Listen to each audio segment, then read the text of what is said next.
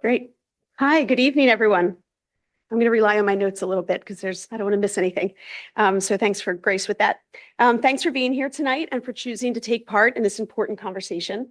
My name is Beth McNamara. I'm a member of the Springfield Township Board of Commissioners, and I will be moderating tonight's event. There's a few housekeeping items to start. If you're new to this building and unfamiliar, the restrooms are located right outside of these doors, and there is some water right here. Please help yourself. In addition to those present in the room, we have folks joining us in this conversation via Zoom. The event is being recorded, so it can live as a resource on the township's website going forward. We'd hope to have a chat option for questions that can come in during, and we're having to pivot a little bit. So folks at home will notice on the page that's showing in the shared screen that there's an email address. You are welcome to send questions to this email address during tonight's event, and Commissioner Ratzavong will be able to monitor that email, and we will get back to those questions at the end of the event. Okay, so for those who can see it, it's on the screen, and for those who are listening, the email address is sratsavong@springfieldmonco.org. So you are welcome to send your questions there. We will have dedicated time at the end of the panel for some conversation and questions, so we'll ask that you hold questions until then. It's also important to note that we may not be able to speak to specific individual scenarios due to confidentiality, but we do have folks in the audience who may be able to be a resource after the event. So if you have a particular question, the panel members and myself will make sure to try and get you connected with the person who might be best able to support you. And lastly, we recognize that this can be a difficult topic to discuss, so please remember to take care of yourself, whether you're in the room with us or at home, and mind your own needs as we go through the session. So our goal for the session tonight is to create a space where we can come together as a community to better understand the resources and supports that are available for those navigating domestic violence. Whether you are here because of your own personal journey, or because you're looking for ways to perhaps support a friend, a family member, or a neighbor who may need this information, your presence here, whether you're in the room or online, is a vital step to building a safer, more informed community. Tonight, we're joined by a panel of experts who will help us learn about tools that are available to survivors. Our discussion is going to focus specifically on 3 areas. So police involvement. Sergeant Nelson Whitney will share about the role of law enforcement and what to expect during the reporting process. Kate McGill, Magisterial District Judge, and Montgomery County Prothonotary Noah Marlier will demystify protection from abuse, otherwise known as PFA orders, and understand what they are and some of the steps that are involved in obtaining them. And lastly, Courtney Marengo, Director of Community Outreach and Supervisor of the Domestic Abuse Response Team, also known as DART for Laurel House, will discuss local resources, identifying organizations and advocates right here in our local area who could provide both immediate and long-term support for folks. I also would be remiss in not acknowledging my fellow committee members who are responsible for nurturing this idea to fruition this evening. So I just wanted to acknowledge and thank Noah and Kate, and also Liz Lee, the most dedicated community advocate I know, and Susie Ratzavong, who brings such thoughtful leadership as the president of our Board of Commissioners. We have been working on this for a long time, so glad that that's off the ground. I would also like to acknowledge that we have some special guests in the audience who bring expertise to this conversation. Chief Pitko, thank you for being here. Lieutenant Mirsky. Jayla Atkins, who's the forensic coordinator of the Safe Center at Jefferson Abington Hospital. And Marion Fraley and Katia, did I have that right? Right, Katia, who's the domestic violence paralegal at Legal Aid. So again, even though we might not be able to get to specific individual questions, we have a room full of people with expertise who may be able to better direct you at the end. We're so glad you are with us. Thank you for your time. So we're going to move into some content. And to do that, we're going to first start by just acknowledging that domestic violence, also known as domestic abuse and intimate partner violence, is a pattern of abusive or coercive behavior used by one partner to gain power and control over another in the context of an intimate relationship. Domestic violence can be physical, sexual, emotional, economic, or psychological actions, or threats of action. What we know, and could we move to the next slide? Craig, thank you. What we know is that 1 in 3 women and 1 in 10 men will experience domestic violence. We also know this is not a partisan issue. This is certainly an issue that does not discriminate. It can happen to anyone. It can happen anywhere. And the reality is that it happens in Springfield Township. This evening's event is the culmination of years of conversations that actually started in response to devastating losses in our township and in the surrounding county. Beyond Monco's borders, we know that this is a national issue for survivors and our law enforcement, as evidenced by most recent news in Louisiana, in New York, and Virginia. These stories remind us that responding to a domestic dispute is one of the most dangerous realities for our officers to face. So what does this look like in our backyard? We're going to let the data tell us a little bit about that, right? It looks like here in Springfield, almost 500 domestic violence calls responded to by Springfield Township Police Department in the last 3 years. That's a staggering number. And I couldn't help when I looked at that number yesterday with Liz, we were talking about what other topic might be proportionate to that number. What other calls do you get within that would be in the hundreds? And we'll speak to that later, perhaps. It also looks like 30 to 50 applications for PFAs, protection from abuse orders, filed in Montgomery County per week, right? 30 to 50 per week filed in Montgomery County. And Noah's going to speak a little bit more to that statistic. So as I pass the baton a little bit over here to Sergeant Whitney, we're going to see the next image, if you don't mind, Craig. Yes, here we go. Okay, so that didn't come how we wanted to. So in a previous version of this, there were boxes with arrows. And so we're going to imagine that, right? Imagine that each one of these things is in a box with an arrow. But what we're speaking to here is the intervention path, right? So when there's a domestic violence event, there are various ways that people come to get support in any of these steps and moments. There are ways and pathways to apply for a PFA, right? And we recognize that this is not exhaustive or all inclusive. We recognize that calling 911 or showing up in the police department are 2 of the ways that survivors start that support process, right? We recognize that there are other ways, of course.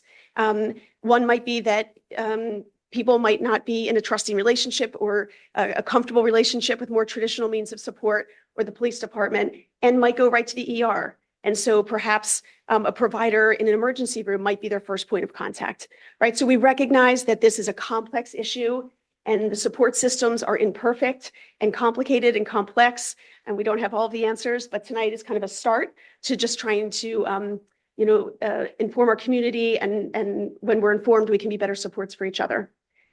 So with that, I will hand that off to you. Yeah, so this slide obviously is kind of a framework of, generally speaking, how we get calls for domestics.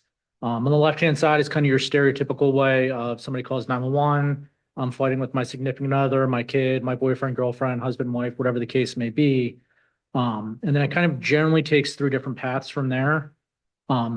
If there's no violence or any sign of like physical injury or anything like that, for the most part, we try to de-escalate it, try to provide resources and see, what we can do to help assist you guys through the situation. We can unpackage, 10, 20, 30 years of, your marriage, but at the moment in time, we can give you resources that are able to support you in whatever process you go, whether it's, you guys staying together and, working on your marriage or separating for divorce or what the case may be.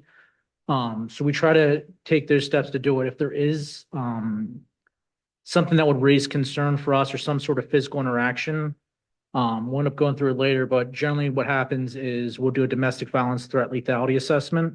What it is it's a series of questions that's put out by DART and the Laurel House for us to kind of gauge, what the risk of violence in the household is, and, whether it's we make a safety plan and that's it, or whether we talk about getting you out of the house, or whether, the Laurel House comes out to the police station and we have you go there. There's kind of a variety of different outcomes from there, but allows us to kind of gauge, based on the information that you guys are providing, where, you're going to be at in terms of risk level, so we can help protect, the survivors of it and kind of have a plan of action for them going forward.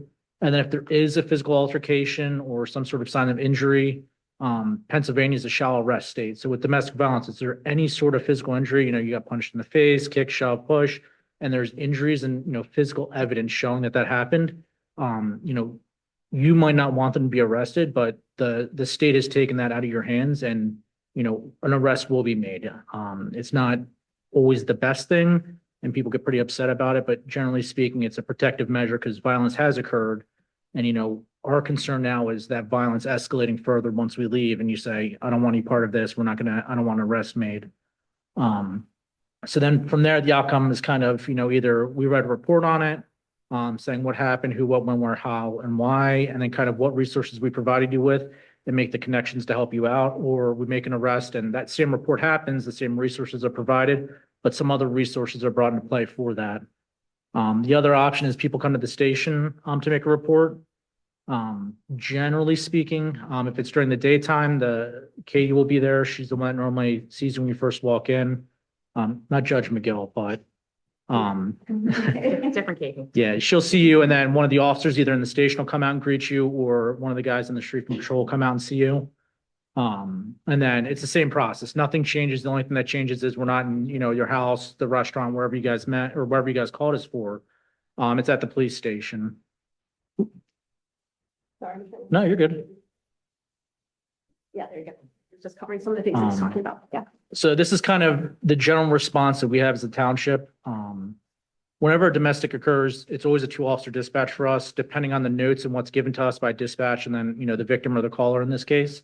We'll kind of dictate if we have more people coming, if we have less. If it's just, 2 people fighting, it might only be 2 officers, like verbally fighting. But if it's a physical fight or there's threats of weapons or kind of escalating behaviors in it, you might see 3, 4, 5 officers respond just based on kind of the nature of the call and what's being presented to us. And then from there, it's pretty standard that we separate both parties. We talk to everybody, kind of get both sides of the story. Everything has 2 sides of the story and somewhere in the middle is the truth generally. So for us, we try to find where that truth is at. And then, what middle ground can we make to kind of either de-escalate the situation or start providing resources to kind of help remediate the situation. For injuries, it's the closest hospital, but generally we try to stick towards Abington just because it becomes a jurisdictional issue for us because we're on the border of Philadelphia. So if there's any need for us to get a search warrant, Abington Hospital is in Montgomery County, whereas Chestnut Hill is obviously in Philadelphia. So we generally try to steer people more towards Abington just for the legal process through going through Judge McGill for search warrants, and then actually serving that process is a lot easier than going through Philadelphia. And then generally they're more receptive here than Philadelphia. It takes a lot less time, so we can start your investigation, start the process of arrest, and kind of go from there. The lethality assessment we talked about, and then the DART advocates in the Laurel House.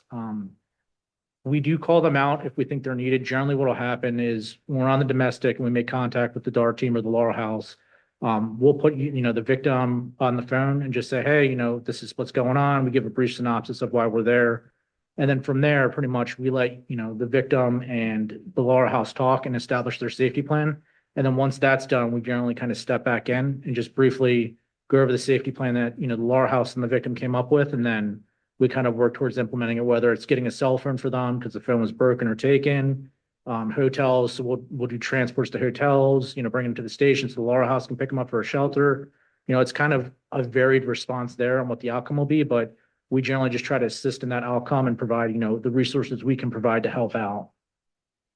The investigation part we talked about already, we take this pretty seriously. It's a pretty prevalent thing in Springfield Township that, if we drag our feet on it, can have serious repercussions, and sometimes fatal ones. So, for us, this is kind of a big to do. It might not seem so much so to, the victim on scene where it's, hey, we're just fighting.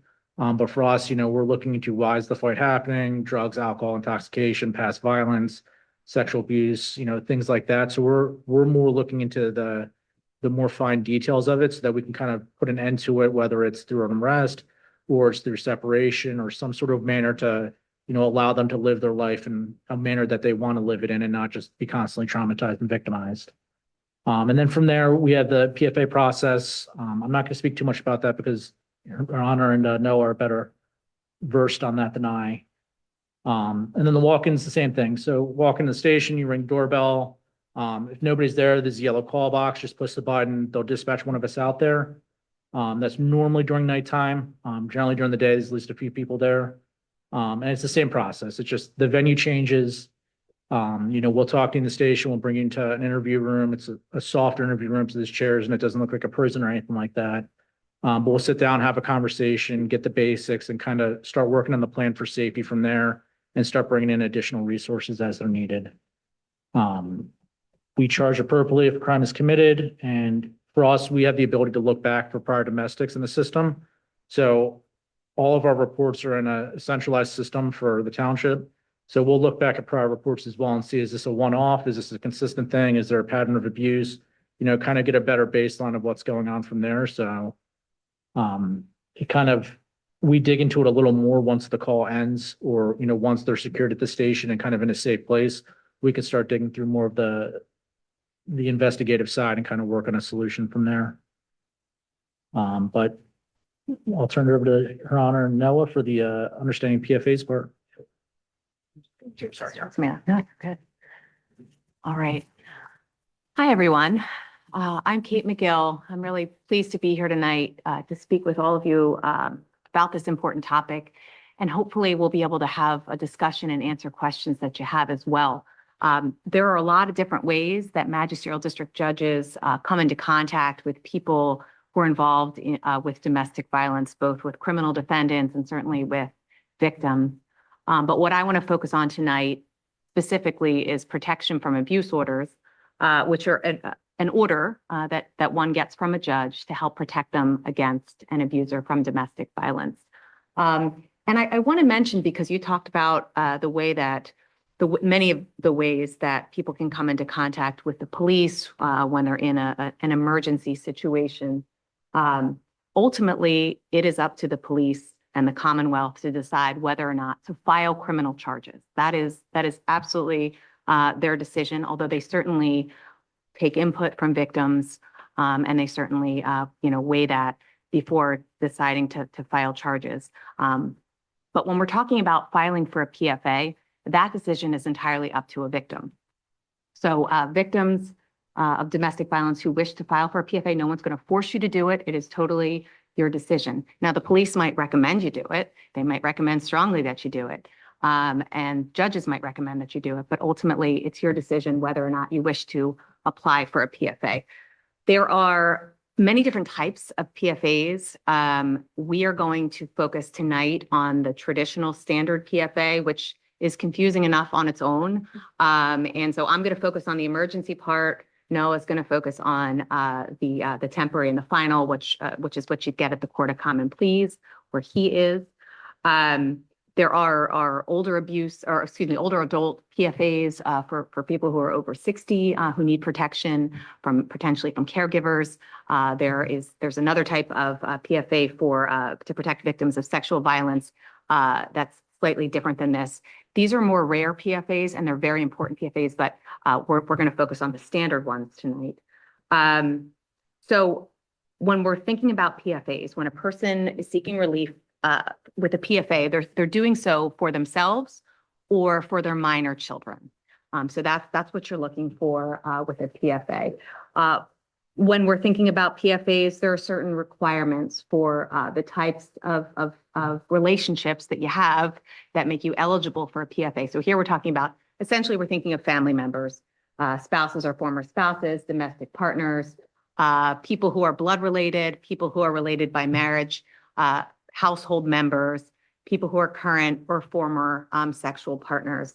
We're not talking about somebody at work who's been bothering you. We're not talking about strangers. Here, we're talking about people who are either related to you or you've had a current or previous sexual relationship with. So you have to have that relationship as a baseline. Let me go to the next slide. Okay, so as I mentioned, there are the three types of PFA. So emergency PFA, that's going to come into play when the Court of Common Pleas in Norristown is closed. So this is for an emergency situation where we're talking about after hours. And in Montgomery County, as silly as it sounds, we're talking about it's after 2 p.m. So all that means is you're eligible for a PFA if it's after 2 p.m. on a weekday, on a work day, all the way through the night. until the courts open the next day. And we're also available on weekends and holidays for emergency PFAs. An emergency PFA is available to somebody who is in immediate and present danger of abuse. And so that's when that person is going to apply for the PFA. And so what that means, when we're talking about immediate and present danger, that means something is imminent. Maybe something has just happened. Maybe it's a scenario where the police have already been out, there's been threats made, there's been actual physical abuse or sexual abuse, but it has to be something that is immediate. And so what we're not talking about here is perhaps a comment that was made, a threatening comment even that was made a month ago or 2 months ago to you. Not that that's not serious, but in that scenario, it's not an immediate and present danger of abuse. And while we certainly recognize, and the law recognizes that there are many types of abuse, when we're thinking about PFAs specifically, we're thinking about physical and sexual abuse. Okay, so that those are the types of abuse that qualify for a PFA. So how does the process start? If we go to the next slide. Oops, did I miss one? I think Or did I go over my slide? Can we go back one? Sorry about that. All right. So the process starts in a lot of the same ways that Sergeant Whitney was talking about. Someone might call 911. And the police might be at their home, or someone might show up to the police station. But I also, when I was thinking about tonight, I wanted to make sure that I mentioned you can call 911 and tell 911 that you need an emergency protection from abuse order. You do not have to have an event that requires police presence in order to get an emergency PFA. That very well might happen. But another avenue that you have is you can call 911 and you can say, it's 5 o'clock on a Tuesday, the courts are closed, and I'm in immediate danger of abuse, and I need an emergency PFA. What's likely going to happen at that point is they're going to direct you to the police department, the local police department, because they know what to do. They will give you a petition and they will get in touch with the on-call judge. Once a month, I'm the on-call judge. It's one of the 29 of us magisterial district judges. We are available for you 24 hours a day, 365 days a year. There's always one of us that's on, even if it's in the middle of the night. We are available for emergency PFAs. And so what happens is you would fill out a petition, and I put sample petitions over on the table. The emergency PFAs are very straightforward. Not all straightforward, but the emergency ones are pretty straightforward. You're just including information. Your information, the abuser, in this case, I refer to them as the defendant because that's what they become with a PFA. Your information, the defendant's information. If you're petitioning on behalf of your minor children, you would include their names, and then you would include a brief synopsis of the reason that you believe that you're in immediate and present danger of abuse. And so that's it. This all happens very quickly because we recognize it's an emergency. So when you show up at the police station, or if you call 911 and go to the police station, they're going to get in touch with the on-call judge, and we're going to get, usually over Zoom, we'll have a brief hearing. The judge may ask you follow-up questions about the nature of your relationship, just making sure that we fall into one of those categories, perhaps questions about what happened. And then the judge will issue the order if they believe that there is evidence of immediate abuse. From there, the police will serve the defendant with a copy of the PFA, all right, and then it is in effect. The PFA will have information on there. Typically, it will say that the person cannot contact you, that they cannot abuse you, they cannot show up at your home, your place of work, your business, your school.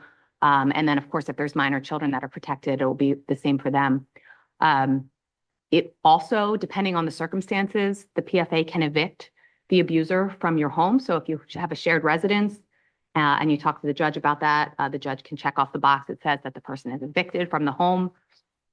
And then the newest category on there is it actually protects any companion animals. So if you have a dog or a cat, it protects the animal as well, just so that there's no issue with somebody coming back to try to take a dog or anything like that.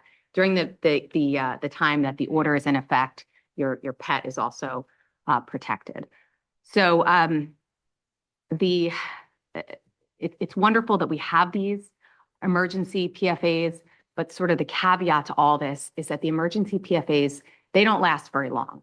The purpose of them is just to create a bridge, to give you time and to give you protection so that you have time to go to the Court of Common Pleas the next business day.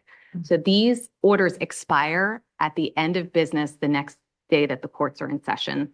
So if it's that 5 o'clock on a Tuesday night and you get an emergency PFA, that PFA expires end of business the next day on Wednesday. Now, the holiday weekend, you might have 4 or 5 days or something like that. Yeah, it's quick. But the idea is that this is an emergency, and you're going to need to go to the Court of Common Pleas to apply for the more lasting protection from abuse orders that Noah's going to talk to you about in a moment. And so one of the things that I want to remind you of, and I tell everyone this when I'm talking to them in our hearing for the PFA, the PFAs are a wonderful tool that we have. And they're an effective tool and a powerful tool, and it enables the police to take immediate action if somebody is contacting you, if somebody is harassing you, and certainly if somebody is abusing you or showing up at work, if the PFA is in place. But at the end of the day, it is just a piece of paper. And so particularly with the emergencies, chances are there's something has transpired recently that caused you to need this emergency PFA. So if you feel like even if the even if the order says that the abuser is evicted from your home, I always tell people, you know this person better than I do, better than anybody else. And if you believe that staying in your home tonight is not a safe place for you or your family, you should find somewhere else to go tonight. Because the PFA is a piece of paper, a powerful piece of paper, but that's all it is. And so we want to make sure that you are in a place that is safe for yourself and your family and give you an opportunity to go to the Court of Common Pleas the next business day. So with that, I'll turn it over to Noah. Thanks, Judge. So again, my name is Noah Martin-Lear. I'm a county elected official on the Montgomery County Prothonotary. So the Prothonotary's office is where you file legal papers with the county. That means divorce complaints, or if you're in a fender bender and you have a lawsuit against somebody, you file those legal papers in the Prothonotary's office. One of the petitions that we take in is a protection from abuse petition, PFA. Just want to clarify something. A PFA is a restraining order. So the reason we all know it as a restraining order is because that's what they're called in California. That's where the movies and TV shows are made. They're called that in every TV and movie, right? A TV show and movie, but that's not what they're called in Pennsylvania, but it's the same thing. So we're talking about restraining orders, protection from abuse. So just to kind of guide you through, as Judge McGill said, you can get that emergency PFA off hours. And as goofy as it sounds, it is early afternoon is when the courts technically are closed for business. Now, there's a reason for that. The reason is because it takes, unfortunately, it can take a while during the day to get a PFA in the Court of Common Pleas in Norristown. It can take hours. So the courts have to kind of shut things down in the early afternoon. Otherwise, people will be coming in at 2 o'clock, 3 o'clock, 4 o'clock. They can't go through the entire process. So that's why they're closed for business in the early afternoon. So the process is a little bit cumbersome. Unfortunately, we try to lower barriers for folks. And one of the ways to do that is to educate, right? And to come out and do presentations like this. So we're speaking to you and we're speaking to the folks on Zoom. And I really appreciate you all for being here. But also, I just want to recognize that folks are going to be watching this, hopefully for a long time, be able to go on the township website and watch this video. That's the whole point of getting out in the community and bringing these resources out to folks. So the process can begin in one of two ways with the Court of Common Pleas, the county courts. You can begin the process in person, very traditional way. The survivor comes to 1 Montgomery Plaza, which is right across from the courthouse, the old courthouse in Norristown, and they complete a PFA packet. Now, this PFA packet, it's 26 pages long. It's a state packet. There's nothing that anyone on this panel can do to make that packet smaller or shorter. So just for folks that are survivors that are coming in, know that it's going to be a little frustrating, a little bit repetitive. You got to stick to it and get through that 26-page packet.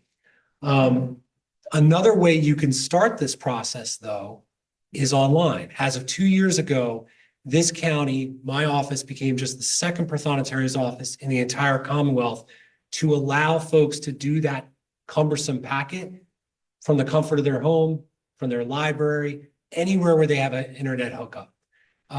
This was because Courtney Marengo here from Laurel House said, Noah, you got to do this. And she's wonderful and we got it done. So I'm really, really proud of that fact that we're only the second county to do this. But what that means for the petitioners is they come in and maybe they're not in the courthouse for 6 hours. Maybe they're only in the courthouse for 4 hours, right? It's all about lowering the barriers, taking down the barriers for folks if you can. It's a cumbersome process, but we try to make it a little bit easier. So you would do that electronic packet. If you don't finish it, sometimes folks are going through it and you can kind of tell they were not there while they're doing it, but you can kind of tell they're like, the heck with this. I'll just go to Norristown and finish it up there. That's fine. Whatever you finish in the packet is going to be in court administration within 4 days, going to be sitting there in court administration for you when you get there. So the process is that you either start by coming to the courthouse, to court administration in One Montgomery Plaza, do the packet, or you do it electronic. So once you have that packet completed in court administration, which is on the first floor of One Montgomery Plaza, you're going to come over to my office. And my folks are wonderful. We have a protection from abuse supervisor. We have 4 PFA analysts. These are folks whose only job is to work with petitioners, work with survivors when they're really going through a tough time. And like was said by Commissioner McNamara at the beginning, 30 to 50 people come to my office every single week to file a petition. Sometimes it's elderly folks that are abused by their adult children. Sometimes it's same-sex couples where there's abuse. Sometimes it's a man being abused by a woman. But the vast majority of the time, it is a woman being abused by a man. She comes to my office. She may have bruises on her arms. She may have bruises on her face from being abused that morning or the night before. And we are some of the first people they see. So we have a comforting place with some children's books. We did a book drive a couple of years ago. It was really, really successful. So the children walk off with some of those books. That's fine. We got replacements. And my analysts are there to take that petition that they filled out and enter all that information into the state system. It's called PFAT system. That system's really, really important. So Chief Pitko and his police officers can easily bring up all that information in their system, and it can be done statewide. So my analysts pump that information in. So you go court administration, fill out the packet, come to my office, we process that packet, enter it in. Then the survivor is going to go to have their temporary hearing in front of a judge. Now, they're going to have to present some evidence. The judge is going to have to weigh that evidence and determine if a PFA should be issued or not. Once you get an order from the judge, and typically those hearings, temporary ones, last a few minutes, maybe a little more testimony than the emergency PFA, but they're not long and drawn out. You would come back to my office because we have to pump in, my analysts have to pump in that information from the order itself. Then the survivor has to go to the sheriff's department to have them serve the parties in the case, right? Because the person being accused of the abuse has rights and has the ability to come back for the final hearing and give testimony on their behalf. So everyone has to be served by the sheriff's office. So court administration, my office, go to a judge, back to my office, and back to the sheriff. It is a tough process, and no one's saying it's not. That's why we're doing this tonight, to get this information out there, though, and we are trying to make it just a little bit easier. So the final hearing will take place typically within 10 days. That will be where most likely the person who's being accused of abuse comes in, and the judge will hear from both the petitioner, the survivor, and the person who is alleged to have committed some abuse. And then that judge is going to have to weigh that testimony and determine if a final order is to be issued. So after the final PFA order is granted, as you see up on the screen, both the petitioner and the defendant will receive copies of that order right there in the courtroom. That order, as you see up there, it can be anywhere from 1 to 3 years of protection. And like Judge McGill said, and she hit the nail on the head, it is a piece of paper. It is a powerful piece of paper. Because you go to a police officer here in Springfield and say, I have a PFA order from a judge. That is powerful. That's a lot of rights right there, a lot of protection. It is also a piece of paper. It's not full protection, but it's a powerful tool for someone who's a survivor. I will send all the litigants. I'm required by law to send the orders as well. So I will mail those orders out. What we are also sending, and we just started this program in the last 2 years, we're also sending along a hope card. So when we send the order out, it looks like this, right? It's your typical paper, right? But it's multiple pages potentially. I was a district attorney here in Montgomery County, tried cases with now Judge McGill when she was a DA. And I'm sure she will tell you, and I will tell you, the survivors do not carry this around with them. It's not in their pocket. It's typically not, in their wallet, their purse. Maybe it's in their glove compartment, but most likely it's at home. So if a person who's being abused and has an order from the court and a judge has found that there is abuse, is walking along Bethlehem Pike and her abuser's behind her, and she goes up to a police officer, she's not going to have that order on her most likely. And there's going to be a few minutes of trying to figure out for that officer what's going on here and getting the information. But what we're also sending, like I said, is this hope card. It's a credit card sized document. And this is a first of its kind here in Pennsylvania. It's done in Montana, it's done in Washington State, but we're the first here in Pennsylvania. On one side is pertinent information from that order. Not all the information. You can't fit everything onto one side of a credit card sized document, but the plaintiff's name, the defendant's name, the PFAD number, which the chief will tell you is crucial, and the sergeant will tell you is crucial because that number, they look up that PFAD number and they can see everything in their system. On the back is resources, Laurel House, Women's Center, Victim Services Center of Montgomery County. Not every survivor will go get this kind of help from these resources right away. They may never get the help, but this card gives them the ability to get that help. And it's right there on their person at all times. So we're really, really proud of the Hope Card program. So again, you go to court, the courthouse in Norristown, you can do the electronic packet or you can start the packet in my office. This would be during the day from 8:30 until around 1 or 2 o'clock in the afternoon. That is courthouse when we're operational. And you can come in and do the process, go through the process that I just described. So I just want to thank you all for being out here and attending, and everyone who's on Zoom and watching this at a later date. Thank you so much. And I want to turn it over to my friend Courtney to talk about the amazing resources that we have here in Montgomery County. Yeah. Hello, everyone. Can you guys hear me okay? Okay, wonderful. Thank you guys so much. And I want to thank everyone on the panel so far. And thank you, Springfield Township, for having us.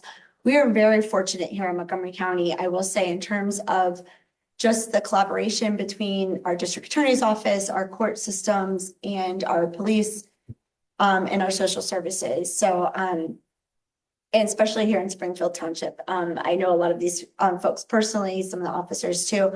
A really great group. But what I really want to kind of, sum up today when we're talking about this whole process is it is very complicated. And I know everyone here does, everyone's doing their part to break down those barriers. But it can still be very overwhelming for folks when they're experiencing trauma or they're not familiar with the court system. So that's where our social services and resources come into play. Something I also want to note too is if someone, this whole protection from abuse order process is a civil process. So if the order is violated, then it becomes a criminal act. So that's something really important to note because when we're working with survivors, a lot of times, like Sergeant said, they don't want to get someone in trouble. They just want to protect themselves.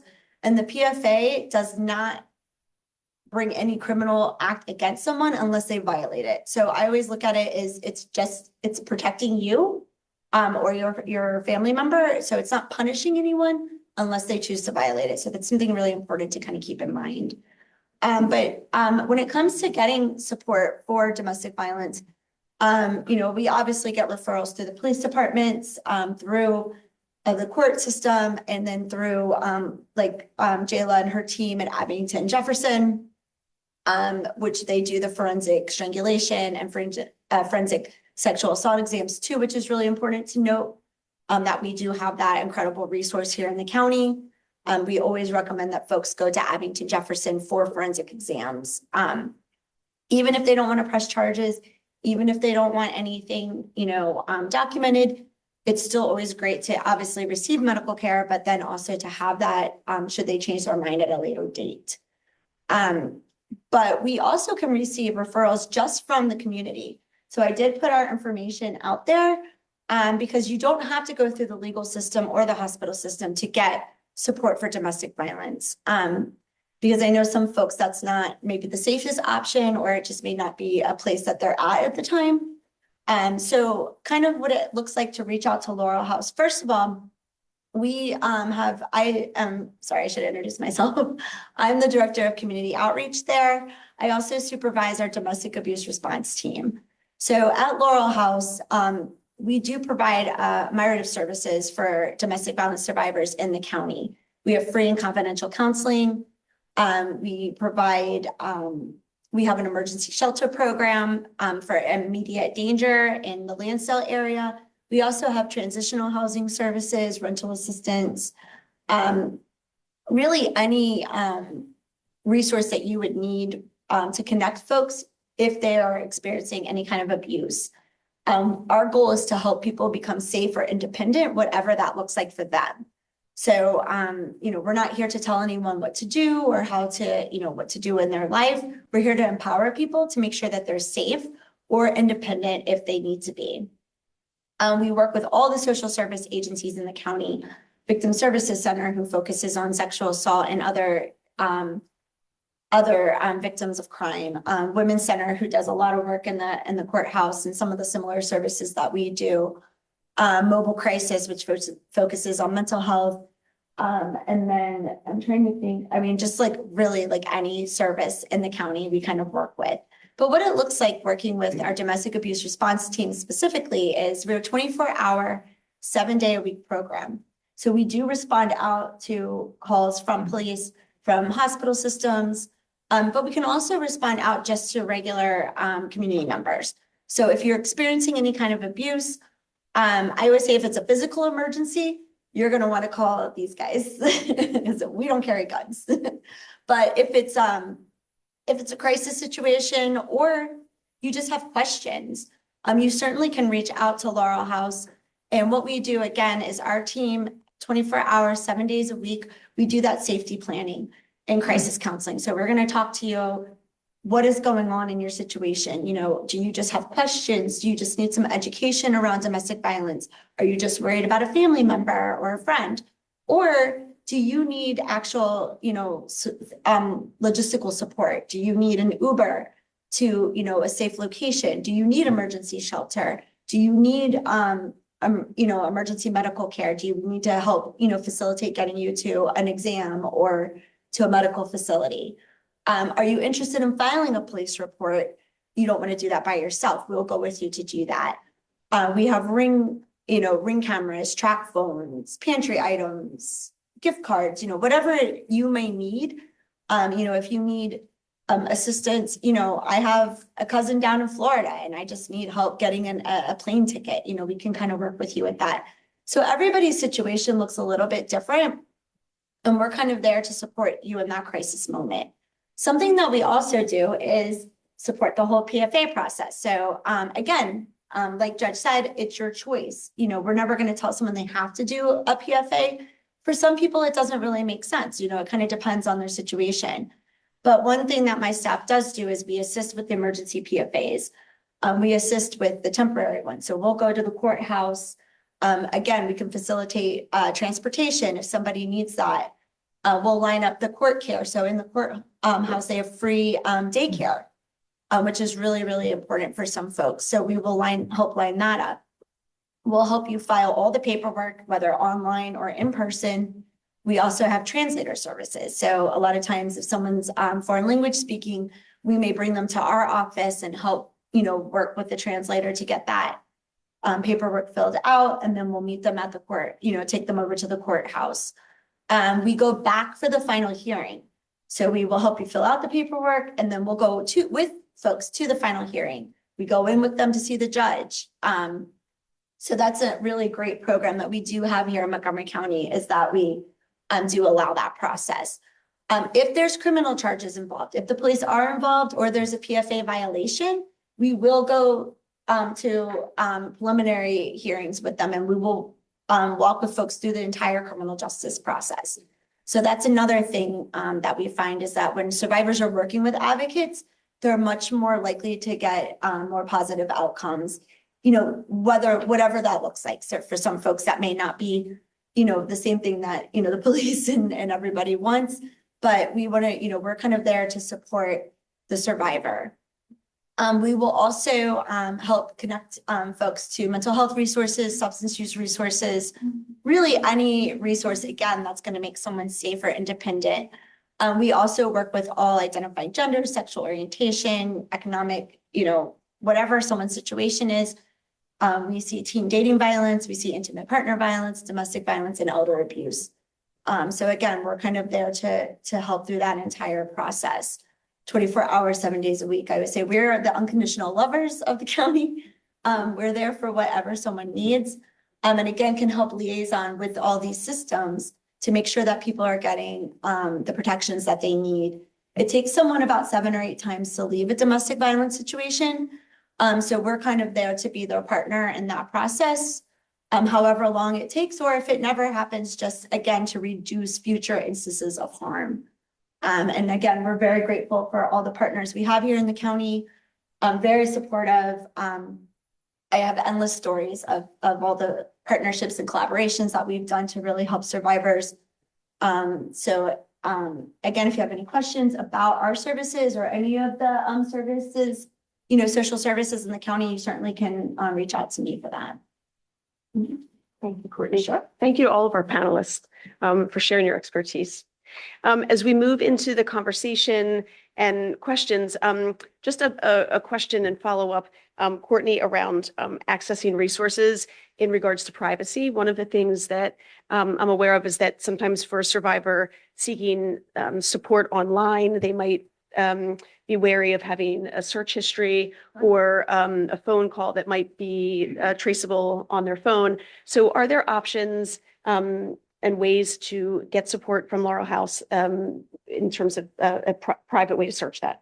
Yeah, absolutely. So I know on our website, we have those emergency buttons to hit that will delete your search history and close out the tab.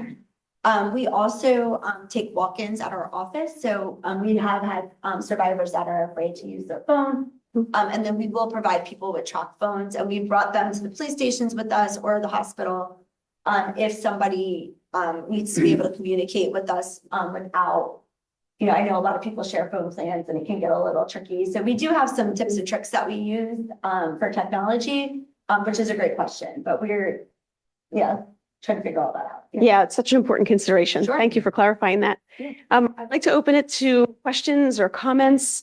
Again, if we can't speak to your exact individual scenario, we're happy to be here afterwards and try and link you with the resource that's most appropriate, but happy to pass this mic to anyone. You won't be on camera. Your voice will be noted in your question, or you're welcome to share your question with one of us and we can ask it.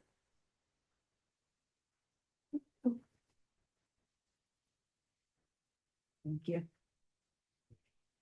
Laurel House serves all of Montgomery County, correct? That seems like a very heavy load. Do you have enough staff to cover the whole county? That's a great question. I think for now, so in terms of counseling, I think we have about a 2-week wait list for counseling. We also do sometimes will refer to Women's Center if we have too much of an overflow. For our domestic abuse response team, we have 4 full-time advocates and trained volunteers and interns. So we're able to pretty much manage that caseload as it comes in. And then in terms of our other services, our emergency shelter program, we have 12 rooms. So we can house about 34 individuals or, families, depending on how that all works. But there's never, unfortunately, at this time, there's never enough space. So we do work with other programs in terms of emergency shelter or other counties to kind of work together. And how are you funded? We're actually a nonprofit, so we are not funded through the county. We are funded through the Pennsylvania Coalition Against Domestic Violence. So we are get some pass-through funding through some federal acts, the Victims Against Crime Act, the Family Violence Service Protection Act, and then also the Office of Violence Against Women. We get funding through that. We also get funding through private grants, that we write, from foundation grants, special events, donations, and things like that. So if anyone's interested, we're always looking for support, financial support, absolutely, and in-kind donations. We get a lot of in-kind donations. Thank you.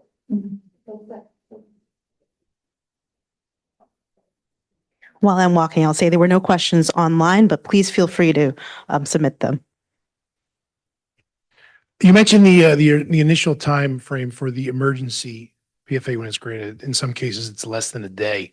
That, as a knee-jerk reaction, seems really short. And for someone to get the next stage within 24 hours, is there any talk of extending that, changing the law? Do other states have longer time periods? Well, I can't speak to other states. That's a great question. I don't have that answer. There has been discussion about giving magisterial judges the ability to grant temporary PFAs, which do last for a longer period of time. That's being discussed. I don't know where we'll land on that. I think it's a wonderful idea. So then we would be available, and those temporary orders will last for longer. It's not a 24-hour situation. It'll be up to 10 days, which would be fantastic. But you're right. It's entirely too short of a period of time. It also, Noah went through how cumbersome the process is of applying for a temporary PFA. Here you have somebody who is already in an emergency situation, and now we're asking them to, call 911, show up at the police station, have a hearing with a judge, and then the very next day they have to go up to the courthouse and do this very cumbersome process as well. So we recognize that it's a really difficult process for victims. And if there's a way to make it better, I know Noah and I have met with folks at the county to try to figure out ways how we can make this process more streamlined, because we don't want people certainly to not get a PFA when they need one, because the process is too cumbersome. But yeah, it really is. And if there's a way for us to make those orders last a little longer, that I'm all for it. And a couple positives about the emergency PFA, and I totally understand your question. It's legitimate.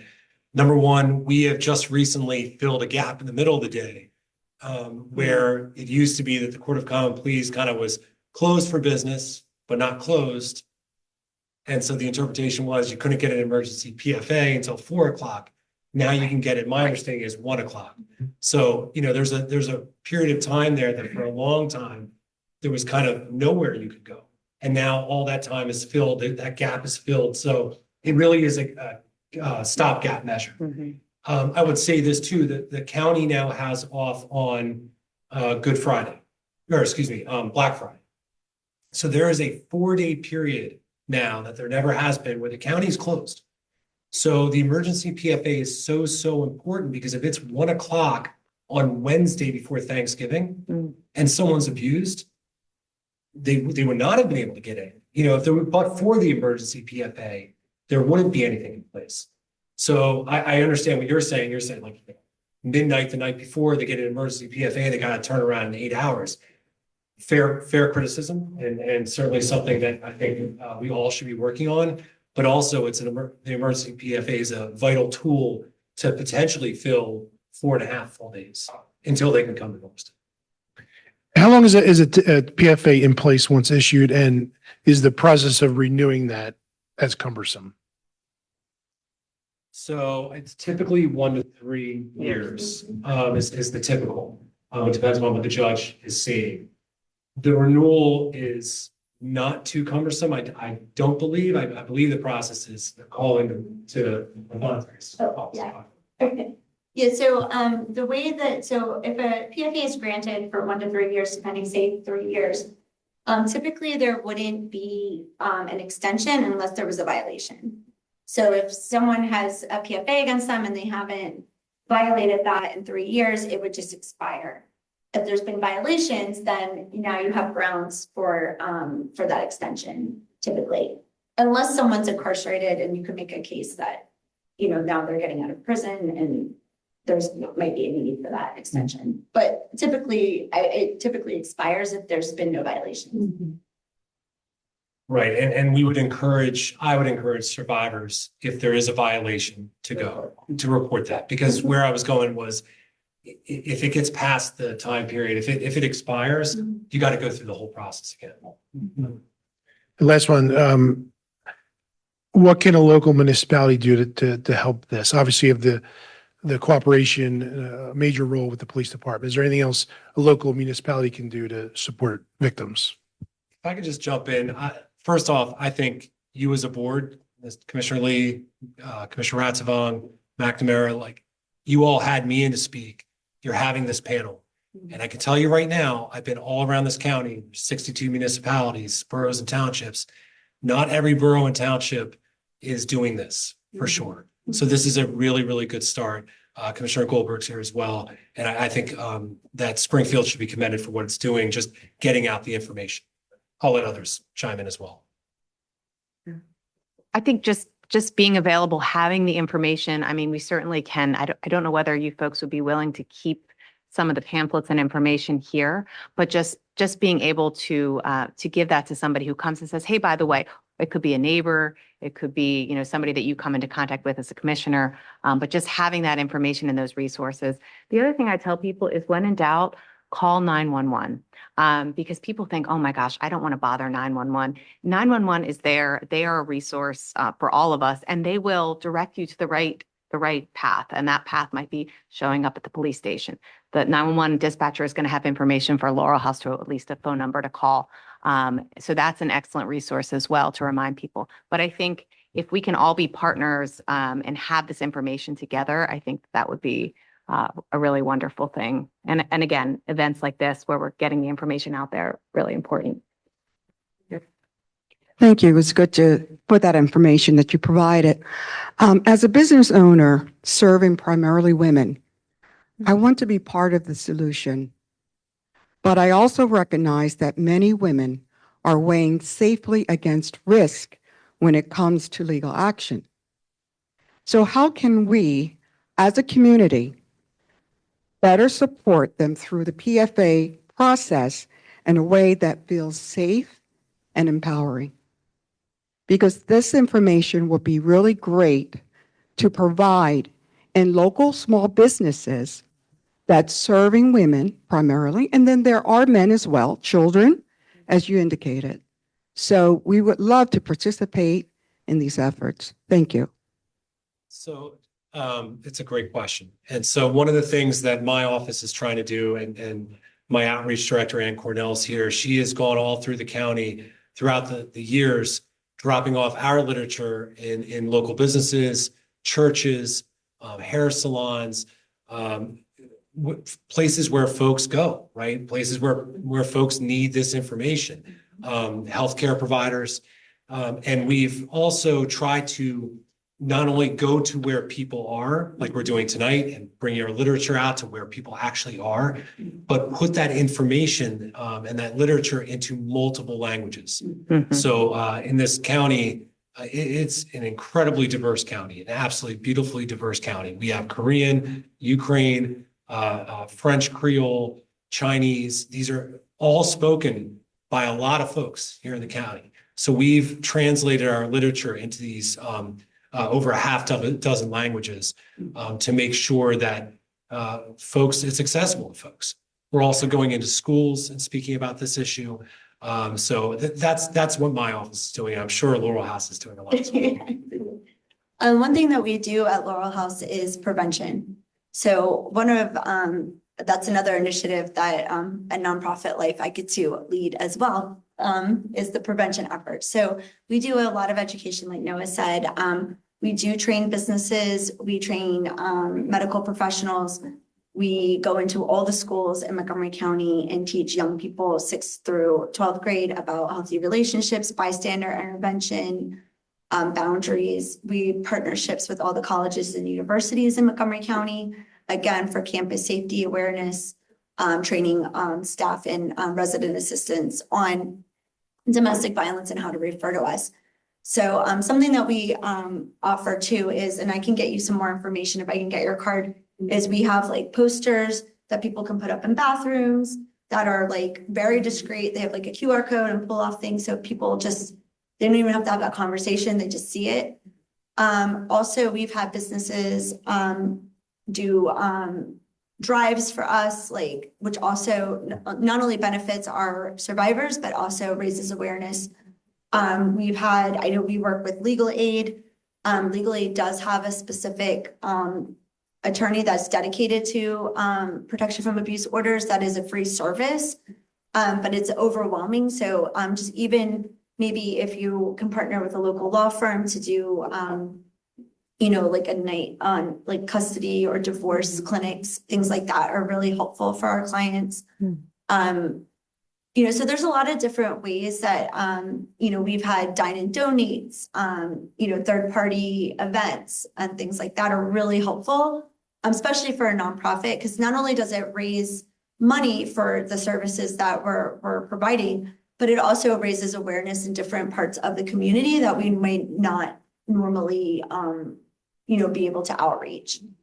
We do have like, we just did a conference for faith leaders last week. And so we had a group of faith leaders come in and we trained them on how to, you know, deal with disclosures of domestic violence. So there's all different ways that businesses and community members, municipalities can kind of partner, drives, you know, donations, you know, awareness events, clinics, you know, different things. When we talk about what are those barriers to safety, you know, you don't necessarily need to be like a counselor, right? But just if you're looking at the different systematic barriers that people face when they're trying to leave a situation, you know, financially, legally, housing, you know, what can we do as a community to kind of break down those barriers, and like what we're doing, you know, in the court systems and all the different things, hope cards, you know, all the little things that people can do when we're looking at domestic violence as a public health and social epidemic. Thank you. Yeah. I do.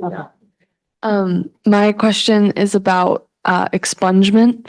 So I work with Guy, and I end up speaking a lot to defendants in PFA cases, and my understanding of the expungement process is as long as, the other thing I wanted to add is that right now, certainly with the judge who's doing the final hearings for the PFAs, the most common outcome is by far actually just an extension of the temporary order.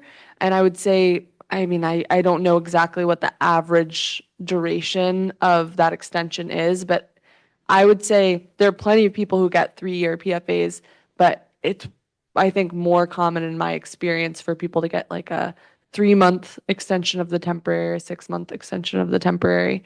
And as long as there isn't a final order, or even if there is a final order, but there's no judgment, so if it's entered by agreement, it's possible to expunge the PFA. My question about expungement and the order in general is just, I know it's not on anyone's criminal record, but who exactly has access to PFAD? I have access to PFAD. I know the police have access to PFAD. But, you know, one thing that we often tell defendants when we're talking about coming to agreements is that this is not something that is going to be on your criminal record and not something that, you know, average employer can see when conducting a background check. So just if you could talk about that. I'll be honest, I don't know the full answer to that. I know for our end, it's attached through the NCIC, so any police agency or any police adjoined agency that would have access to that would have access to the PFAD. But that's dependent on state lines and how the data comes across to them. I think PFAD is only a Pennsylvania program, so I'd imagine it's just, you know, the police in Pennsylvania, the judicial side of the house, and then I imagine maybe the defense attorneys. I don't believe school districts would have access. Background checks, for the most part, if I had to take a guess, without really knowing, probably wouldn't show up. The only ones I imagine it would show up on is if you're joining like a police department or the military, Right. something like that, where the PFA showing that the prohibition of possessing firearms would pop. But for school district, any sort of like general job, for lack of a better term, I don't believe it would show up. I've heard rumors before that school districts do have access or can see if there's been a PFA put against someone who's applying to jobs, but this is something I'm pretty unclear on, so. I don't think they have access to PFAD because they're pretty strict about who has access to PFAD, but in terms of running the check, I'm not 1,000% sure on how extensive that is, but that's a great question. We could look into that. Okay. If I could just clarify one thing, because you're totally right that what we're seeing is judges at the Court of Common Pleas will oftentimes extend that temporary PFA. That temporary PFA is the same force and effect Totally. as a final PFA. If it's extended, it's just the duration is what the duration is, right? So if they extend it 3 months, and if anyone disagrees, please chime in, but it would be for that 3 months rather than going through the final and having 1 to 3 years potentially. Yeah. I just want to make sure that for the survivors out there that are going to go through this process, yes, that might be an outcome. You still have that piece of paper. That piece of paper is still a valuable protection. And yeah, just exactly the same as the final order. Okay, well, I would say it would be really helpful, certainly for me and my job, but also for people in Montgomery County to understand who exactly has access to PFAD and what sorts of jobs. Like obviously, if you're applying to the police force, The only reason I think the school district would be able to see it, and might be me going out on a limb here, but I imagine if there were some sort of charges, that might show that there might be one. So some of the charging sections, when you get fingerprinted, have that, is it domestic violence type answer or questions to it? right. So that might be where that PFAD is kind of. But then you have a criminal record, so that might be Correct. more of a I'm not- concern. I'm not 100% sure how it will come across. I'm almost positive PFAD didn't go to the school district. I think it's strictly the judicial branch and, law enforcement side. And I would even say, I mean, we magisterial district judges do not have access to PFAD. We can use the Prothonotary viewer. Right. So my staff can pull up if somebody has a PFA in Montgomery County, so we access it that way. But we do not have access to the PFAD system. So I doubt if the courts don't have access, or at least my level, the courts don't have access. I kind of doubt the school districts do. I know that's a question that the school district will ask when a person is enrolling their child in the school, or each year when they send a packet out, now that you do electronically, if there's a custody agreement, if there's a PFA, the school district asks for those documents because they want to have them on file. But I don't know that they have actual access to them digitally. Right. Well, and this, I don't want to get too in the weeds here, but, I have access to PFAD working at Legal Aid, and I do kind of imagine if someone applied to a job at Legal Aid, it wouldn't strike me as crazy to look up and see if they've had a PFA put against them. So I'm also, because, PFAs are also, if you have a login for the electronic filing and the electronic docket. It would be very helpful to, especially when we're asking people to make agreements instead of having hearings, to be able to tell them exactly who is able to see it. Yeah. Totally, yeah. Good question. While I'm walking and while we're talking about the school district, I have a question on notification. It sounds like you notify the defendant, obviously. But is that the onus of notification to school districts or other caretakers of your children or yourself, is that onus also on the survivor?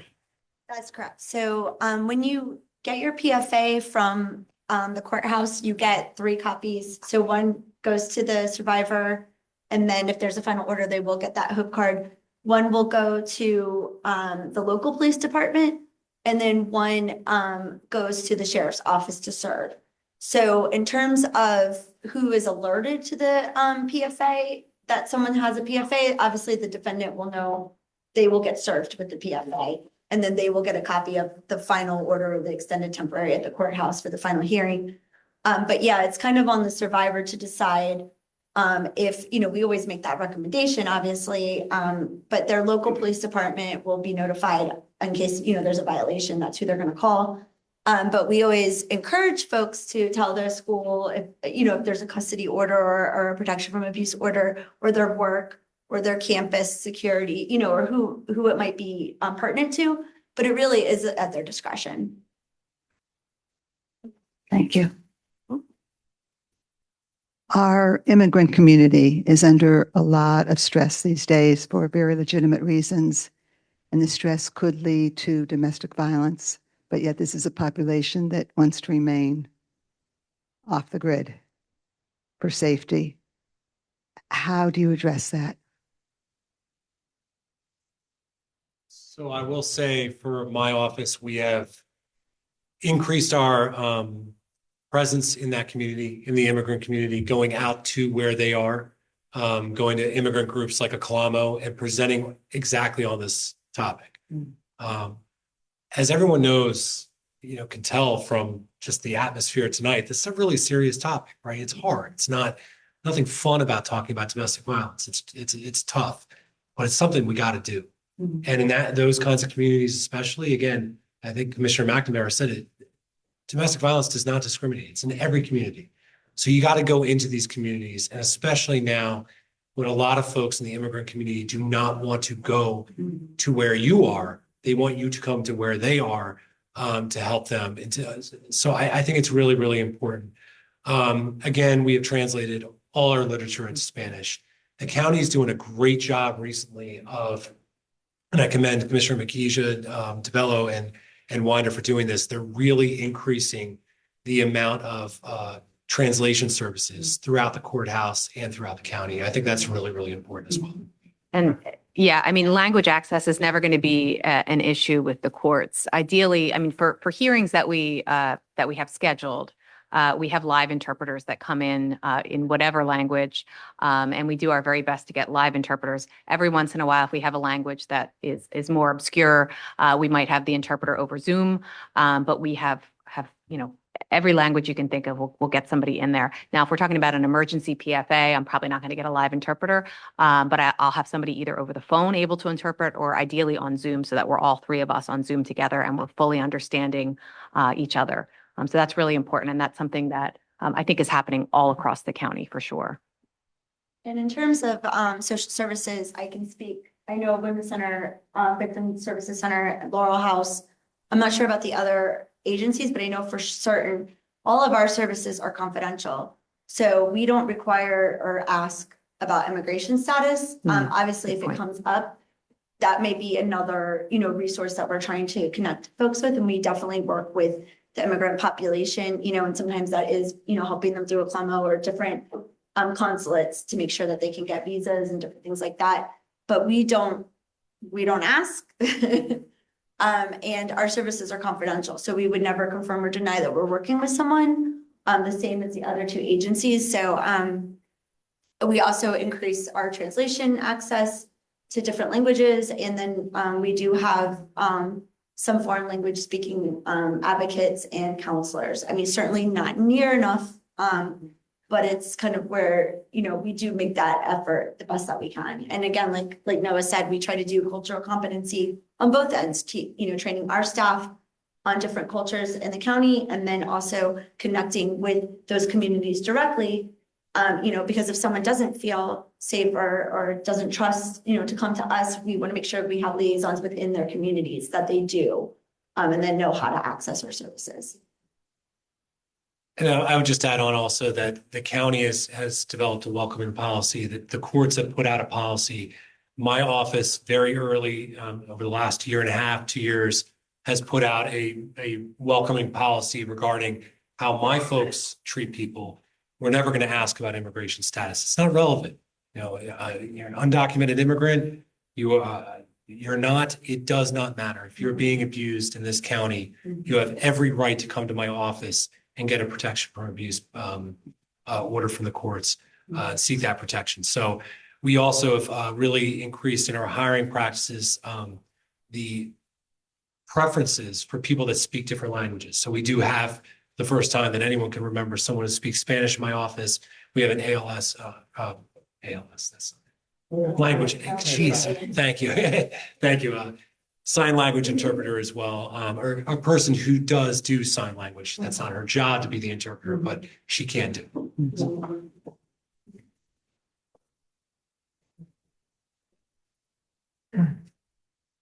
And you guys speak to a little bit about what it would look like for someone accessing services in a hospital ER or something of that nature. Do police get referred out to them? Does Laurel House get referred out? I know that I work in a hospital. I don't work in an ER, but I know that's a question that often gets asked as an admission question. Are you safe in the home? What happens when somebody says, I don't feel safe in the home? Kind of, or if there's an injury, are the police called out? And would it be Abington Police if you're at Abington, or how would that work? So kind of hit or miss on what agency gets called, just because we don't always find out where exactly it happens. So like for Abington Hospital, they might get the initial call just because they drove themselves there to find out, it happened in Springfield, Cheltenham, White Marsh, wherever the case may be, and then they would reach out to us. Or we've had it in the past where Abington Hospital is just called direct and it's, hey, nurse so-and-so or Dr. So-and-so at Abington Hospital is asking to call in regards to, domestic violence, sexual abuse, whatever the issue at hand is. And then we would call them, kind of get, the backstory from them. And then we would make our way over to the hospital to speak to them, offer service, if they were willing to start, be part of the investigative process, start that process, just kind of see where it goes. But there's times where they don't report it and we find out well after the fact. So it's kind of a mixed bag. Generally speaking, I used to work at Abington, so we've always had a great relationship with them, and the communication's both ways. Like if we have somebody coming in that we're concerned about, we'll call ahead and just kind of let the ER know, like, hey, just a heads up, this person's coming in, like, Yeah. something's not sitting right. I think this might be domestic related. They're not really saying it is or isn't, but just as a heads up for you guys, and then they might find out it is, and we kind of go through it that way. It really depends on, who the person is comfortable with who the person's comfortable with disclosing to. And then, are they seeking the police side of the help, or are they just seeking, resources Yeah. and kind of how we play it out that way. So, there's times where I'll let Abington know and, we don't get involved after that. And it goes to the Laurel House or the DART team, or it goes to to Noah and his team for the PFA. It's really kind of a mixed bag just because everybody's experiences are different. Yeah.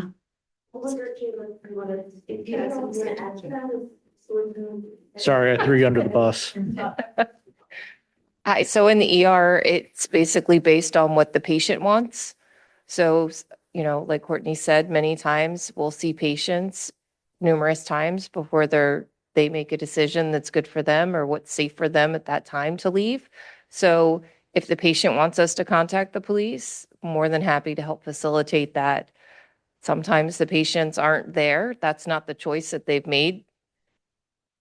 So we don't contact the police. So it's basically, it's very patient driven on what's safe for them, and they know their scenario and what they've been living and what's the best choice for them at that moment. We do have like mandating reporting requirements as being a nurse. So in an ER, so if certain things are disclosed, children were harmed, then that supersedes the patient choice of not wanting to involve, but, a child line will have to be filed, but I explain all of that. And to clarify, Jayla, for child abuse, it's definitely a mandated report, but domestic violence is not a mandated report. Correct. Unless it's a gunshot wound, is that correct? Correct. Yeah, so that it really is the choice of the survivor unless, like she said, there's a child being harmed. And then sometimes like you said, if somebody does a screening, which is great, fantastic, please do the screenings. And if it is a positive screen, then that's a conversation. Do you want, can we get an advocate out here? That's something that our team could come out directly with, or they can get social work involved. And then sometimes social work will call it, so it just kind of depends, but. Right, the but positive definitely screenings. encouraging, those exams, if they're willing. Yeah. So, I work at Jefferson, so we have screenings, universal screenings. So if there's a positive screening, I provided training to all the nurses and physicians in the system on what to do once you get a yes, right? Like it's one good thing to ask, right? But then if the staff doesn't know what to do when you get a positive, right? So making them feel supported and knowing that they can contact us and we'll take it from there and provide them with the resources and connect the patient. So it's always good to have the screening, but then what to do next is important. It would seem to me that alcohol abuse would be a huge contributing factor to domestic abuse. Is there anything we can do to kind of try to get at alcohol abuse as a root cause of this issue earlier rather than later? Yeah, so I would say in terms of domestic violence, it's really truly a power and control issue.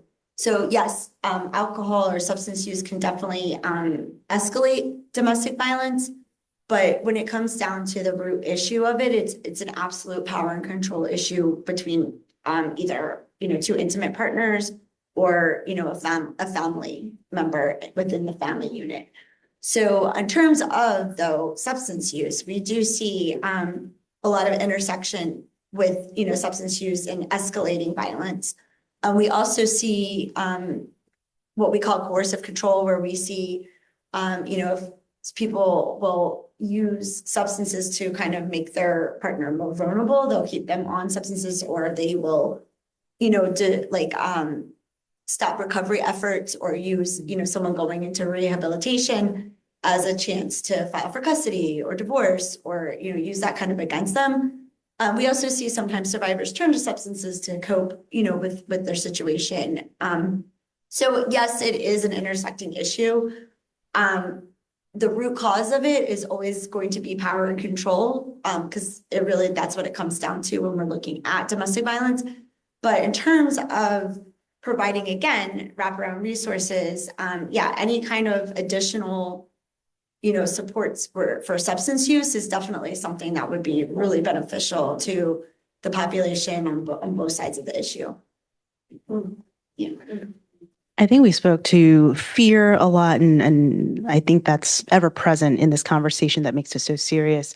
And we heard someone speak about firearms. I'm curious, and for the benefit of those wondering, how does the police and or the court system handle individuals that have firearms in their home, or a survivor or a victim who is concerned about access to firearms or other weapons that could be imminently dangerous? I guess for the PFA process, one of the things that the defendant would lose is their right to bear firearms or right to bear arms. So as part of the PFA process, generally speaking, it's not all the time, a relinquishment order is given that says they have to turn over all their firearms and ammunition, as well as their concealed carry permit if they have one. So generally, outside of like extenuating circumstances, the way we do it is we generally serve the PFAs for the residents of the township. So somebody gets a PFA, they're a resident of the township, they turn in their copy to the police station for us. And then we actually go out to the defendant's house and attempt to serve it. So during that service, one part of it is a sheet that's purely dedicated to firearms. And it's, do you have any firearms? Yes or no. If you do have firearms and you're lying about it, you could be held, I think it's contempt of court, ICC complaint. And then you have to relinquish your concealed carry permit if you have it. And there is a slight timeline for it. So it's not always instantaneous as we would all like. Just because, if the firearms aren't in the residence and they're in a storage locker or something like that, or they're not home or they're with a family member, generally speaking, we give a little bit of a window to recover those firearms before we start looking at pressing charges for that. But we generally take them, bring them to the station. Each firearm's logged individually by serial number. It's all attached in the PFAT system. So the PFAT system tracks what firearms are seized. And then from there, all the ammunition is counted up and seized as well as part of the PFA process.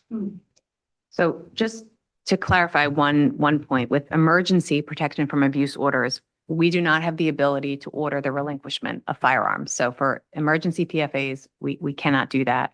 That being said, oftentimes what happens if there is a domestic incident and if it rises to the level of criminal charges being filed simultaneously with the person applying for a PFA, what can happen is that the on-call judge, which could be me, when I'm setting that person's bail for their criminal charges, now this is separate from the PFA, that could be one of the conditions of bail, the relinquishment of firearms. I do have the ability to do that when we're talking about bail conditions, but with emergency PFAs, we cannot order that. Temporary and final PFAs, I'll let Noah talk about that. Yeah, that obnoxious 26-page packet, right? A lot of the questions are about firearms. They're important questions, right? It's an extensive packet for a reason, but those questions are in that packet so that when it goes from my office to the court for the hearing, the judge has that information in front of them, and then they'll take testimony, of course, and they can put into the order specifics about those firearms. And then how long are the firearms retained then for the duration of the PFA? Correct. Once- The PFA. Once they're taken away?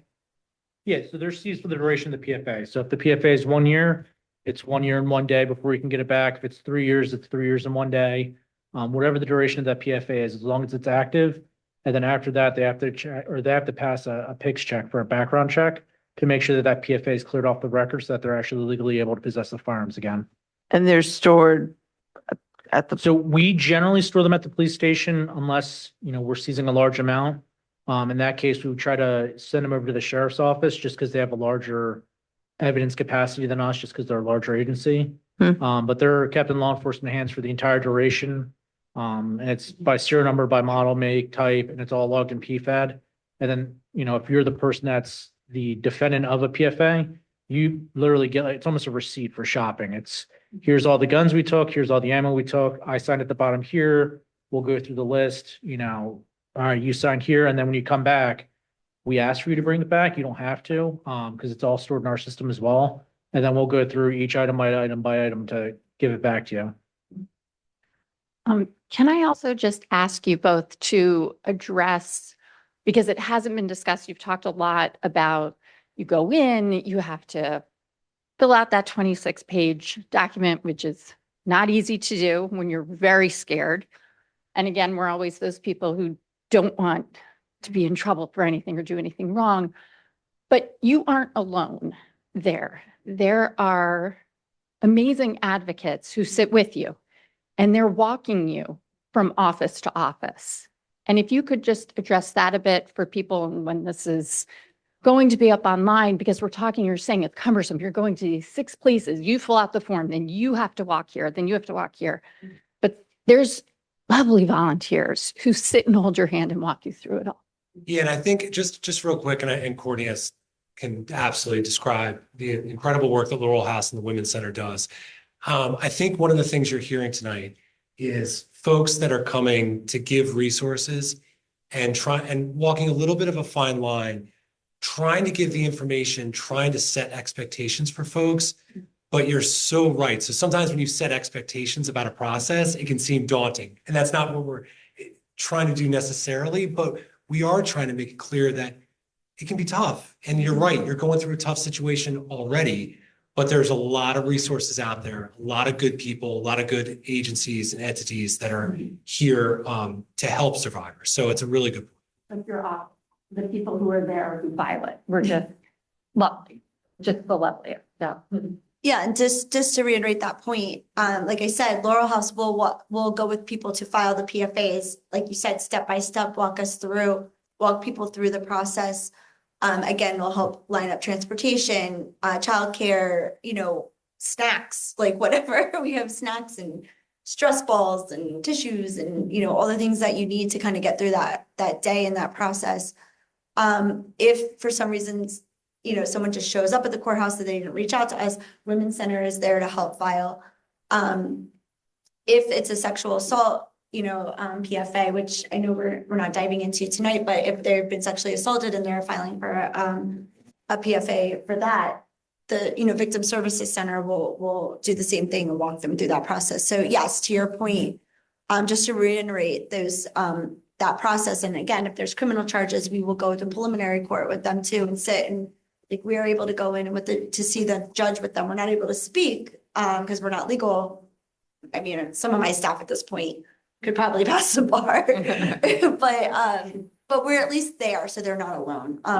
And when, Montgomery County is amazing in terms of even when family members are not allowed in, advocates are still allowed in. So we do have such a great rapport with the court system and again, the other agencies. And sometimes, like if, you have to go out, one of our survivors needs an exam, you might have an advocate, a Laurel House advocate there, then you have Jayla's team, and then you might have a victim services advocate, right? So there is a lot of support that way. And we really do encourage people to reach out for that support because like I said, the process can be challenging.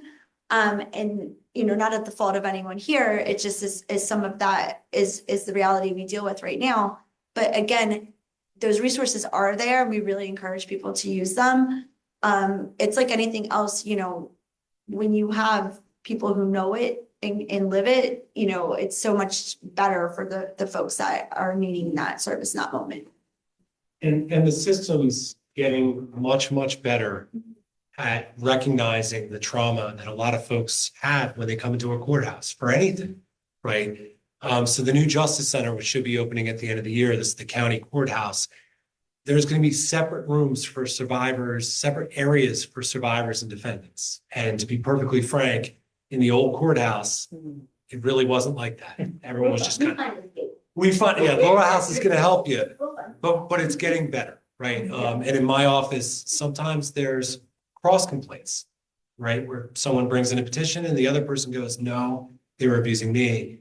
We absolutely work with the courts to keep things separate so they're not crossing paths as much as we possibly can. So I have a PFA that expires next month. It was only 4 months granted. I have experienced a firearm against himself, like I guess one of the threats he's tried to tell me that he would, harm himself. But you talked about giving it back to him. And I have a custody, according to the PFA, that we were both supposed to do. I did. He did not do it. He appealed it. So my question about the firearm is that when you give it back and my PFA expires and I have the custody that has to happen, how am I supposed, how can you guys help with that? There's a variety of different things we want to do. I don't know if you want to discuss this in a public forum or if it's something to be more comfortable discussing in private. It's kind of your decision. I don't want to put your business out there by any means, but at the same token, I'm more than willing to talk to you. I can step aside and talk with you and help you through it, or chief or lieutenant, there's a bunch of us here, that can help you through it. It's not a big deal. I don't want to air your personal information without your kind of permission. In the interest of time, I have a hopefully final question, but of course, if anyone wants to stay and speak with our panelists, please do. I just wanted to, of course, thank you everyone here who participated and made this happen, first of all. But speaking to the human side, that these are really about interpersonal relationships, which we all know are challenging in general. What do you say to those folks who, understanding the fear of repercussion to themselves, to their families, who are just reticent to share their experience and come to the police station, go to a courthouse? What sort of words would you offer to those individuals directly, if they're listening right now, that might encourage them to take this next step? I just want to say that you're not alone. Like we said, the amount of petitions that are filed in the county speak for itself. There are so many different reasons that people are unsafe in relationships or in families or in their homes. So I think the more we talk about it, I just want people to know that this kind of abuse lives in the dark. So the more that we talk about it and the more that we offer resources and we normalize understanding, different systematic barriers to people being safe or independent, the more I want to give people that courage and empowerment to come forward and to speak their stories and to share. There's nothing wrong with you. This can happen to anyone. All you have to do is to be able to love someone or care about someone or be related to someone, right?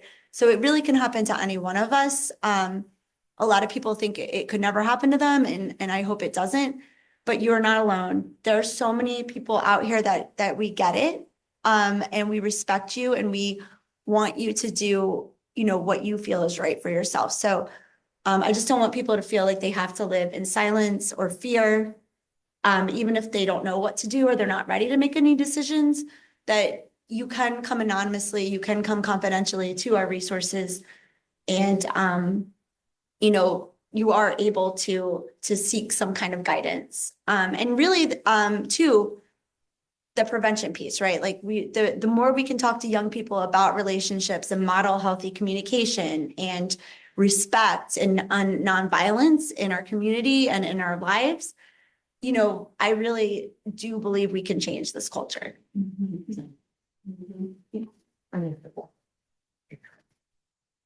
I just want to say, certainly on behalf of the court system, that we are here for you in your hour of need. And as I mentioned before, we are available 24 hours a day, 7 days a week, 365 days a year, if you are in an emergency situation. And even if, and I've had this happen many times, where somebody wasn't sure if they wanted to get an emergency PFA. And so we had a hearing and we just talk and sometimes the person ultimately decides not to get an emergency PFA. Sometimes it's about giving that person resources. Sometimes it's a conversation between the person, me, and the police department, and just trying to surround that person with support. But we are here for you. And the other thing that I think is just really incredible in this community, both in Springfield and in Montgomery County, is when you begin the very brave process of accessing service, however that is, whether it's through the police, through Laurel House, through 911, you are going to find that there is an unbelievable network of just really loving, caring people in all different walks of life that want to help you and support you and get you to the other side. So you are not alone. We are here for you, and we will pick up the phone and answer when you call. I would just say that we live in a polarizing world. We live in polarizing times. But to me, as an elected official, and there's, again, 4 commissioners here that have been elected. There's an elected district judge here. I'm elected.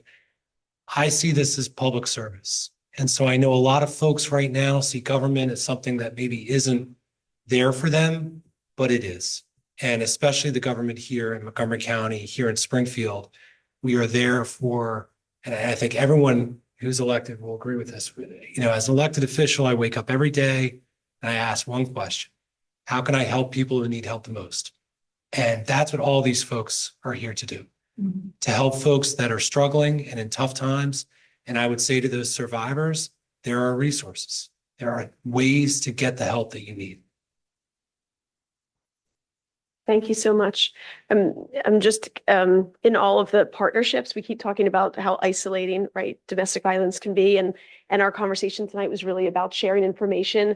But I'm so proud of the partnerships that are present here and that are present outside of this room. And I am so grateful that you were willing to share your expertise and your knowledge and your time tonight. And I'm so proud that we have community members that will show up as allies and come into brave spaces and be an informed, engaged community. And I'm hopeful that people who are listening on Zoom and who might revisit this recording next week or next year are reminded that they are not alone and that these resources are available, and you can reach out to anybody who's here. We can be points of contact. So if you're not sure how to get in touch, there is a resource slide, of course, in this deck, but you can also reach out to your commissioners or to the police department or to the township, and we will make sure that you get connected in the best way that we can help you. So thank you again for your time and your attention to this very important issue, and we wish you a good evening. Thanks.